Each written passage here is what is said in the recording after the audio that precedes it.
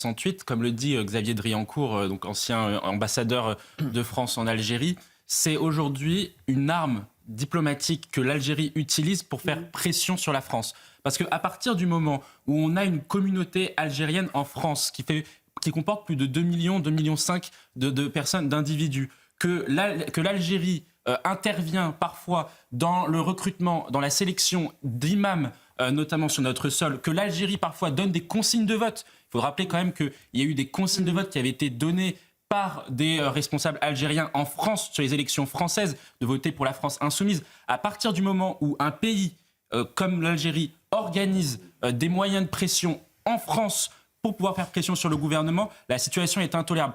Aucun pays au monde, moi je ne vois pas les États-Unis, la Russie, la Chine, etc., se laisser marcher dessus par un autre pays et organiser soi-même une dépendance vis-à-vis d'un autre pays. Donc il faut évidemment, comme le dit Xavier Driancourt, revenir sur l'intégralité des accords de 1968 parce que ces accords-là en fait permettent une immigration légale ultra facilitée, des naturalisations ultra facilitées pour les ressortissants d'origine algérienne. Donc il faut revenir sur ces accords-là et puis surtout il faut que la France mette, et c'est ce qu'a dit Yohann, il faut que la France mette en œuvre tous les moyens dont elle dispose, des moyens de pression diplomatique, économique, etc., pour justement obtenir un rééquilibrage des relations avec l'Algérie. Ce n'est pas normal aujourd'hui que l'Algérie, par exemple, ne reprenne que 0,2% des OQTF aujourd'hui dans notre pays. C'est inadmissible et les Français ne comprennent pas aujourd'hui, alors qu'il y a un lien entre l'immigration d'origine algérienne et l'insécurité. Par exemple, quand on voit les statistiques dans les prisons,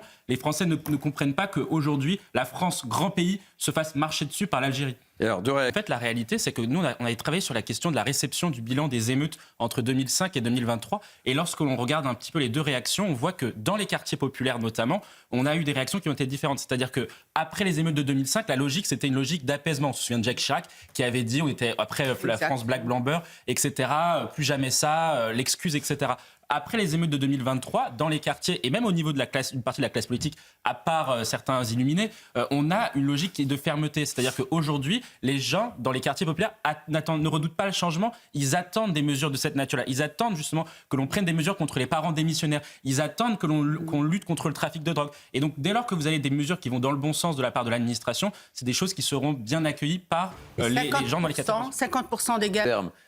On est les champions de l'immigration. Ouais. Non, mais la réalité aujourd'hui, c'est que la France ne contrôle plus sa politique migratoire. Ceux qui contrôlent la politique migratoire de la France, ce sont soit les pays étrangers, les Comores, l'Algérie, parce que ce sont eux justement qui laissent passer les gens qui arrivent dans notre pays, ou soit ne reprennent pas les clandestins. Donc c'est-à-dire qu'à la fois en entrée de flux et en sortie de flux, ce sont les pays étrangers qui ont la main sur la politique migratoire française. Deuxième problème, c'est que ce sont les étrangers aussi eux-mêmes qui ont la main sur la politique migratoire française avec le regroupement familial notamment. Ce sont donc un étranger qui arrive en France et qui après peut-être être naturalisé et devient donc immigré français, qui décide après de faire venir sa famille sur notre sol. Donc ce sont eux qui font aujourd'hui la politique migratoire française. Et puis enfin, on a malgré le volontarisme du ministre de l'Intérieur, on a aujourd'hui une politique migratoire française qui n'a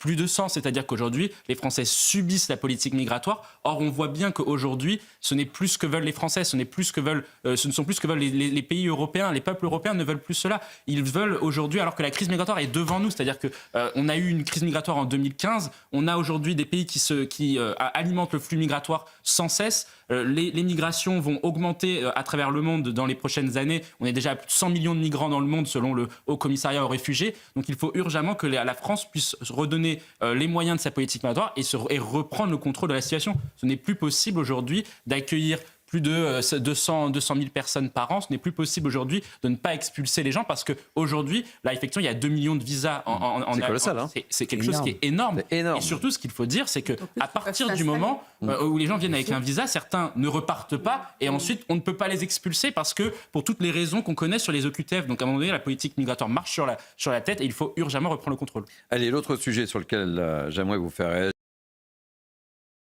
Sur le fond, mais sur la partie de l'analyse, ce que j'observe, c'est que Charles Rodwell, c'est quelque chose qu'il propose qui est bien, effectivement, sur le fond. En revanche, sur la forme, le macronisme, qui essaye de s'ancrer sur sa droite, n'a jamais été aussi faible d'un point de vue électoral que depuis qu'ils cherchent à aller sur les plates-bandes de la droite. Pourquoi ? Parce qu'ils essayent de suivre l'électorat, la mutation électorale depuis 2019. La réalité, c'est que leur problème, c'est qu'ils ne sont pas suffisamment crédibles sur ces questions-là. Ils ne sont pas crédibles puisqu'ils sont au pouvoir depuis 2017 et ils ont effectivement, sur l'ensemble des sujets qui est évoqué par Rodwell, sur les questions liées à l'immigration, sur les questions culturelles, ils n'ont pas suffisamment agi. Et même sur la question de la sécurité.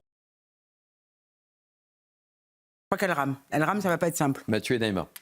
Non, la difficulté du clan Macron, c'est que à chaque fois qu'il y a une problématique réelle qui est portée sur le président de la République, c'est-à-dire 63% des Français veulent le voir démissionner. Par exemple, là, effectivement, une cote de popularité quasiment historiquement aussi basse, proche de celle de François Hollande, qui était le pire président de la Ve République. À chaque fois qu'on a ces points qui sont portés sur le président de la République, on a l'impression qu'eux nous disent c'est parce qu'on n'a pas assez de Macron, c'est parce qu'on n'a pas suffisamment d'Emmanuel Macron. Compris. En fait, pour changer, pour qu'il remonte sa cote de confiance, il faudrait qu'il fasse davantage. Je trouve que c'est quelque chose qui me paraît assez incongru au vu du regard que portent les Français qui, il faut le rappeler, jugent le président de la République responsable de la crise politique et de la crise budgétaire que l'on connaît aujourd'hui en France.